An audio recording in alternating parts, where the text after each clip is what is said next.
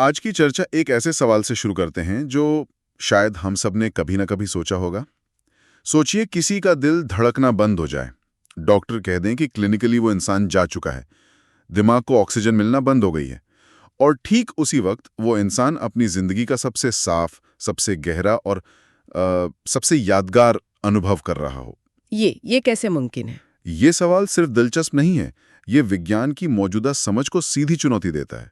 आज हम इसी पहेली की तह तक जाएंगे, जिसे मौत के करीब का अनुभव या नियर डेथ एक्सपीरियंस एनडीई कहते हैं। हाँ, पहले ये सब किस्से कहानियों में सुनने को मिलता था। बिल्कुल, लेकिन अब दुनिया भर के न्यूरो साइंटिस्ट और डॉक्टर्स इसे बहुत गंभीरता से स्टडी कर रहे हैं। और हमारे पास जो स्रोत हैं, वो इस गुत्थी को दो बिल्कुल अलग-अलग नजरियों से देखते हैं। एक तरफ वो वैज्ञानिक हैं जो कहते हैं कि ये सब कुछ हमारे दिमाग के अंदर का खेल है, एक तरह का केमिकल लोचा जो मौत के वक्त होता है। हाँ, इसे हम भौतिकवादी मॉडल कह सकते हैं। और दूसरी तरफ एक ऐसा नजरिया है जो और भी ज्यादा चौंकाने वाला है। वो कहता है कि शायद हम चेतना को गलत जगह ढूंढ रहे हैं। क्या हो अगर हमारा दिमाग चेतना पैदा ही ना करता हो, बल्कि सिर्फ उसे पकड़ने वाले एक एंटेना की तरह काम करता हो। वाह, मतलब दिमाग एक टीवी है, प्रोग्राम बनाने वाला स्टूडियो नहीं। तो आज की हमारी पड़ताल का मकसद साफ है, इन दोनों तर्कों को समझना और देखना कि सबूत किस तरफ इशारा करते हैं। चलिए शुरू करते हैं। सबसे पहले ये एनडीई होता क्या है? जब लोग कहते हैं कि उन्होंने इसका अनुभव किया, तो वे असल में क्या देखते हैं? देखिए, 1975 में डॉक्टर रेमंड मूडी की एक किताब आई थी, लाइफ आफ्टर लाइफ। उसने पहली बार इन अनुभवों को दुनिया के सामने रखा, और तब से अब तक लाखों लोगों की कहानियों में कुछ बातें बार बार सामने आती हैं। जैसे सबसे आम है शरीर से बाहर निकल जाने का एहसास। लोग बताते हैं कि वो अपने शरीर को नीचे पड़ा हुआ देख रहे थे, डॉक्टरों को काम करते हुए देख रहे थे, जैसे वो कमरे की छत पर तैर रहे हों। ये तो सुनने में ही अजीब लगता है। और क्या होता है? इसके बाद अक्सर एक अंधेरी सुरंग से गुजरने का जिक्र आता है, जिसके दूसरे छोर पर एक बहुत तेज लेकिन सुकून देने वाली रोशनी होती है। एक ऐसी रोशनी जिसमें सिर्फ चमक नहीं, बल्कि बेइंतहा प्यार और अपनापन महसूस होता है। अच्छा। कई लोग बताते हैं कि उन्होंने अपने गुजर चुके रिश्तेदारों या कुछ आध्यात्मिक हस्तियों से मुलाकात की, और इन सब अनुभवों के दौरान उन्हें दर्द या डर का जरा भी एहसास नहीं होता, बल्कि एक गहरी शांति महसूस होती है। हमारे स्रोत ये भी बताते हैं कि ये अनुभव सिर्फ कार्डियक अरेस्ट जैसी जानलेवा हालत में ही नहीं होते, कभी कभी बेहोशी में या कुछ खास तरह की दवाओं के असर में भी लोगों को ऐसे ही अनुभव हुए हैं। हाँ, ये बात सही है। तो वैज्ञानिकों का पहला तर्क क्या है? दिमाग इस तरह का अनुभव कैसे पैदा कर सकता है? छोड़ता है, एक तरह का इमरजेंसी रिस्पॉन्स। बिल्कुल। चूहों पर हुई स्टडीज में पाया गया कि जब उनका दम घुट रहा था, तो उनके दिमाग में सेरोटोनिन का लेवल सामान्य से 100 से 200 गुना तक बढ़ गया। 200 गुना? सेरोटोनिन तो वही केमिकल है जो हमें अच्छा महसूस कराता है ना? हाँ, बिल्कुल। और सेरोटोनिन को पकड़ने वाले अलग अलग रिसेप्टर्स होते हैं। कुछ रिसेप्टर्स जैसे 5-HT1A शांति और सुकून का एहसास दिलाते हैं, जो एनडीई के सकारात्मक अनुभवों से मिलता जुलता है। और दूसरे वाले? वहीं दूसरे रिसेप्टर्स जैसे 5-HT2A मति भ्रम या अजीब अजीब चीजें दिखा सकते हैं, जो उन डरावने या नारकीय एनडीएस की वजह हो सकते हैं, जिनके बारे में भी लोग बताते हैं। साथ में ग्लूटामेट्स जैसा एक और पावरफुल केमिकल भी होता है। तो ये सिर्फ केमिकल्स का खेल नहीं है, दिमाग के अंदर की बिजली का भी कोई रोल होगा? जरूर। स्टडीज में देखा गया है कि दिल का दौरा पड़ने के दौरान दिमाग में गामा तरंगों की गतिविधि अचानक बढ़ जाती है। गामा तरंगें तब पैदा होती हैं जब दिमाग अलग अलग हिस्सों से जानकारी को जोड़कर एक सचेत अनुभव बना रहा होता है, जैसे यादें ताज़ा करना या कुछ नया सीखना। अच्छा, तो वैज्ञानिकों ने दिमाग का कोई ऐसा हिस्सा पकड़ा है जो इन अनुभवों के लिए जिम्मेदार हो सकता है? हाँ, एक हिस्सा है जो बहुत अहम माना जाता है, टेम्पोरोपैराइटल जंक्शन या टीपीजे। इसे आप अपने दिमाग का जीपीएस और बॉडी मैप सेंटर समझ सकते हैं। यह तय करता है कि आप कहाँ हैं और आपका शरीर कहाँ है। अच्छा, तो अगर इस जीपीएस में थोड़ी गड़बड़ी हो जाए? बिल्कुल, तो आपको ऐसा महसूस होगा कि आप अपने शरीर से बाहर तैर रहे हैं। और प्रयोगों में जब वैज्ञानिकों ने लोगों के दाहिने टीपीजे को बिजली से उत्तेजित किया, तो उन्होंने ठीक यही आउट ऑफ बॉडी अनुभव महसूस किया। और बाएं टीपीजे से? इसी तरह बाएं टीपीजे को उत्तेजित करने पर उन्हें लगा कि कमरे में कोई और भी मौजूद है। ये तो बहुत ठोस सबूत लगता है। क्या इसका कोई असल जिंदगी का उदाहरण है? एक बहुत ही दिलचस्प केस स्टडी है। एक 73 साल की महिला थी जिन्हें सांस लेने में बहुत गंभीर समस्या हो रही थी। डॉक्टरों ने उन्हें केटामाइन नाम की दवा की एक बड़ी डोज दी। ये दवा दिमाग के ग्लूटामेट सिस्टम पर असर डालती है। और फिर क्या हुआ? उस महिला ने एक क्लासिक एनडीई का अनुभव किया। उन्होंने बताया कि उन्हें गहरी शांति महसूस हुई, उन्होंने एक तेज रोशनी देखी और आत्माओं से मुलाकात की। सारे के सारे क्लासिक तत्व मौजूद थे। ये केस दिखाता है कि सिर्फ सही केमिकल का कॉकटेल देकर एनडीई जैसा अनुभव पैदा किया जा सकता है। ठीक है, ये तर्क बहुत मजबूत लगता है। मतलब केस बंद, ये सब बस दिमाग का खेल है। पर अगर ऐसा है तो उन कहानियों का क्या जहां लोग ऐसी बातें बताते हैं जो उन्हें पता ही नहीं होनी चाहिए थी? आपने बिल्कुल सही नस पकड़ी है। और यहीं से भौतिकवादी मॉडल के लिए मुश्किलें शुरू होती हैं। इसे सत्यापित धारणाएं या वेरिडिकल परसेप्शंस कहते हैं। मतलब ऐसी बातें जो उन्होंने बेहोशी में देखी और बाद में सच साबित हुई। जैसे कि कोई उदाहरण है? ऐसे 120 से ज्यादा सत्यापित मामले दर्ज हैं। एक बहुत मशहूर किस्सा है एक मरीज का जिसे दिल का दौरा पड़ा था और डॉक्टर उसे बचाने की कोशिश कर रहे थे। उस अनुभव के दौरान उसने देखा कि एक नर्स ने उसके नकली दांतों का सेट निकाला और उसे ट्रॉली की एक दराज में रख दिया। और जब उसे होश आया? होश आने के बाद उसने नर्स से अपने दांतों के बारे में पूछा और ठीक उसी दराज की तरफ इशारा किया। नर्स हैरान रह गई क्योंकि ये बात मरीज के जानने का कोई तरीका नहीं था। उसकी आंखें बंद थीं और वो चिकित्सकीय रूप से मृत था। इस पर शक करने वाले वैज्ञानिक क्या कहते हैं? वो कहते हैं कि हम टाइमिंग को लेकर पक्के तौर पर कुछ नहीं कह सकते। हो सकता है ये अनुभव ठीक उस वक्त न हुआ हो जब दिमाग फ्लैटलाइन था, बल्कि होश आने से ठीक पहले या बेहोश होने से ठीक बाद के कुछ सेकंड में हुआ हो। लेकिन 2023 की एक स्टडी ने इस बहस को पूरी तरह से बदल कर रख दिया है।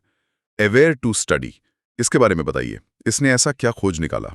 ये एक ऐतिहासिक स्टडी थी। पहली बार वैज्ञानिकों ने दिल के दौरे के मरीजों के सर पर ईईजी सेंसर लगाकर सीपीआर के दौरान उनके दिमागी गतिविधि को सीधे मॉनिटर किया। सीपीआर के दौरान? उस वक्त तो दिमाग में खून का बहाव लगभग रुक जाता है और ऑक्सीजन ना के बराबर होती है। ठीक यही बात इसे चौंकाने वाली बनाती है। गंभीर ऑक्सीजन की कमी के बावजूद जब दिमाग में सामान्य रक्त प्रवाह का सिर्फ 5 से 10% ही पहुंच रहा था, तब भी लगभग 35 से 60 मिनट तक ईईजी मशीन पर सामान्य दिमागी तरंगे डेल्टा, थीटा और अल्फा तरंगे दिखाई दी। ये वैसी ही तरंगे हैं जो एक जागे हुए सचेत इंसान के दिमाग में होती हैं। 1 मिनट, ये तो अविश्वसनीय है। डॉक्टर कह रहे हैं कि मस्तिष्क बंद हो जाना चाहिए, उसे ऑक्सीजन मिल नहीं रही, और फिर भी ईईजी मशीनें दिखा रही हैं कि अंदर कोई जाग रहा है, सोच रहा है। ये तो विज्ञान की किताबों को फिर से लिखने जैसी बात है। ये उस धारणा को सीधी चुनौती है कि ऐसी हालत में दिमाग कोई भी उच्च स्तरीय काम नहीं कर सकता। और एक और चीज है जो भौतिकवादी मॉडल नहीं समझा पाता, जीवन की समीक्षा या लाइफ रिव्यू। हाँ, मैंने इसके बारे में पढ़ा है। लोग बताते हैं कि उनकी पूरी जिंदगी एक फिल्म की तरह उनकी आंखों के सामने घूम गई। ये एक फिल्म से कई ज्यादा है। ये एक होलोग्राफिक अनुभव है जहां आप अपनी जिंदगी के हर पल को एक साथ एक ही क्षण में फिर से जीते हैं। हर पल एक साथ? हाँ, और सबसे बड़ी बात, आप सिर्फ अपनी तरफ से नहीं बल्कि उन लोगों की तरफ से भी उस पल को महसूस करते हैं जिन पर आपके कामों का असर पड़ा था। अगर आपने किसी को दुख पहुंचाया तो आप ठीक वही दुख महसूस करते हैं। इसे उलझाव या इंटेंगलमेंट कहा गया है। पूरी जिंदगी, हर पल, हर भावना, एक सेकंड में। हमारे दिमाग में इतनी स्टोरेज कैपेसिटी होती है, ये तो किसी सुपर डुपर कंप्यूटर से भी ज्यादा लगता है। यही सवाल है। और बात सिर्फ स्टोरेज की नहीं है। एक बहुत मशहूर मामला है एक ऐसे शख्स का जिसका IQ 126 था और उसके पास गणित में डिग्री थी। जब उसका ब्रेन स्कैन किया गया तो डॉक्टर दंग रह गए। क्यों? क्या हुआ? उसकी खोपड़ी का 95% हिस्सा सेरेब्रोस्पाइनल तरल पदार्थ यानी पानी से भरा था। उसके पास काम करने लायक दिमागी टिश्यू सिर्फ 100 ग्राम था, जबकि एक सामान्य इंसान के पास 1500 ग्राम होता है। रुकिए, 95% दिमाग सिर्फ पानी था और उसके पास मैथ्स की डिग्री थी? ये कैसे हो सकता है अगर हमारी सारी चेतना, हमारी सारी यादें, हमारी सारी काबिलियत दिमाग में ही होती है? यही सवाल कुछ वैज्ञानिकों को एक बिल्कुल अलग दिशा में ले गया। वे कहते हैं कि शायद समस्या ये है कि हम मानकर चल रहे हैं कि मस्तिष्क ही चेतना पैदा करता है। इन सब चीजों को नहीं समझा पा रही हैं, खासकर ये सत्यापित अनुभव। तो फिर दूसरा विकल्प क्या है? दूसरा विकल्प है गैर स्थानीय चेतना का मॉडल। इस मॉडल के अनुसार मस्तिष्क चेतना का निर्माता नहीं है, बल्कि एक ट्रांसीवर है, एक रिसीवर और ट्रांसमीटर। मतलब दिमाग टीवी स्टेशन नहीं है, सिर्फ टीवी का सेट है। बिल्कुल सही। टीवी हवा में मौजूद तरंगों को पकड़कर हमें तस्वीर और आवाज दिखाता है, लेकिन वो प्रोग्राम खुद नहीं बनाता। या ऐसे इंटरनेट की तरह समझिए, आपका कंप्यूटर इंटरनेट बनाता नहीं है, वो सिर्फ आपको इंटरनेट तक पहुंचने का जरिया देता है। तो हो सकता है चेतना ब्रह्मांड में हर जगह मौजूद हो, और हमारा दिमाग बस उसे एक खास फ्रीक्वेंसी पर ट्यून करने का काम करता हो। ये तो बहुत बड़ा आइडिया है। क्या इसका कोई सबूत है कि चेतना दिमाग पर असर डाल सकती है, न कि सिर्फ दिमाग चेतना पर? हाँ, और इसे हम न्यूरोप्लास्टिसिटी में देखते हैं। ये वो आइडिया है कि हमारे विचार और अनुभव हमारे दिमाग की बनावट को बदल सकते हैं। जैसे लंदन के टैक्सी ड्राइवरों का उदाहरण है। उन्हें लंदन का पूरा नक्शा याद करना पड़ता है, और इस ट्रेनिंग के बाद उनके दिमाग का वो हिस्सा, हिप्पोकैम्पस, जो याददाश्त और रास्तों के लिए जिम्मेदार है, सचमुच आकार में बड़ा हो जाता है। मतलब उनके सोचने के तरीके ने उनके दिमाग को फिजिकली बदल दिया। ठीक वैसे ही एक और उदाहरण है। जो लोग सालों तक ध्यान या मेडिटेशन करते हैं, उनके दिमाग में स्थायी रूप से गामा तरंगों का स्तर बढ़ जाता है। यानी सचेत होकर किया गया एक काम दिमाग की वायरिंग को हमेशा के लिए बदल रहा है। ये इस बात की ओर इशारा करता है कि चेतना एक मूलभूत चीज हो सकती है जो दिमाग को प्रभावित करती है। और शायद एनडीई का सबसे ठोस सबूत वो बदलाव हैं जो लोगों में इस अनुभव के बाद आते हैं। मति भ्रम या कोई सपना किसी की पूरी जिंदगी तो नहीं बदल सकता ना? ये एक बहुत जरूरी मुद्दा है। ये बदलाव बहुत गहरे और स्थायी होते हैं। सबसे बड़ा बदलाव है मौत के डर का पूरी तरह से खत्म हो जाना।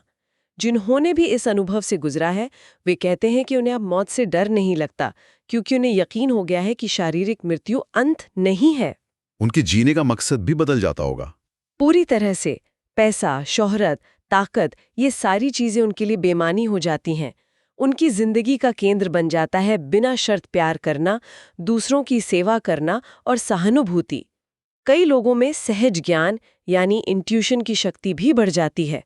वे दूसरों की भावनाओं को बहुत गहराई से महसूस करने लगते हैं। लेकिन इन सब सकारात्मक बदलावों की एक सामाजिक कीमत भी चुकानी पड़ती है, जैसा कि हमारे स्रोतों में बताया गया है। हाँ, और ये बहुत दुखद है जब एक इंसान इतना बदल जाता है तो उसके पुराने रिश्ते, खासकर शादीशुदा जिंदगी, बिखरने लगती है।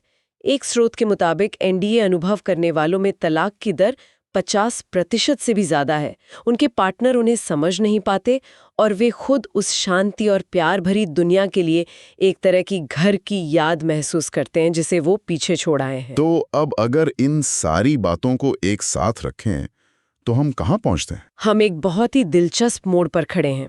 एक तरफ न्यूरोकेमिकल मॉडल हमें ये समझाने में मदद करता है कि सुरंग, रोशनी जैसी चीजें क्यों दिखती हैं। ये बताता है कि संकट के समय दिमाग क्या-क्या कर सकता है। लेकिन दूसरी तरफ जो दूसरा मॉडल है वो उन पहेलियों को सुलझाता है जिन्हें पहला मॉडल छू भी नहीं पाता। जैसे वो नकली दांतों वाली कहानी, या वो शख्स जिसका 95% दिमाग पानी था, और सबसे बढ़कर जिंदगी को हमेशा के लिए बदल देने वाले ये बहरे अनुभव। तो हम एक ऐसी स्थिति में हैं जहां विज्ञान को अपनी सीमाओं को स्वीकार करना पड़ रहा है और शायद ये मानना पड़ रहा है कि चेतना हमारी सोच से कहीं ज्यादा बड़ी और रहस्यमयी चीज है। और ये हमें आज के लिए एक आखिरी सवाल पर छोड़ जाता है जिस पर श्रोताओं को सोचना चाहिए। जैसे जैसे मेडिकल साइंस तरक्की कर रहा है, हम सीपीआर जैसी तकनीकों से शरीर को ज्यादा देर तक जीवित रख पा रहे हैं। ये हमें मौत की परिभाषा पर फिर से सोचने के लिए मजबूर करता है। क्या मौत का मतलब सिर्फ दिल का रुक जाना है या चेतना का हमेशा के लिए खत्म हो जाना है? अगर चेतना का कोई स्तर तब भी मौजूद रह सकता है जब हमारे उपकरण उसे माप नहीं सकते, तो कोमा में पड़े मरीजों या जीवन के अंतिम क्षणों में लोगों के प्रति हमारी नैतिक जिम्मेदारियों का क्या मतलब है? ये एक ऐसा सवाल है जिसका जवाब भविष्य का विज्ञान और समाज दोनों को मिलकर खोजना होगा।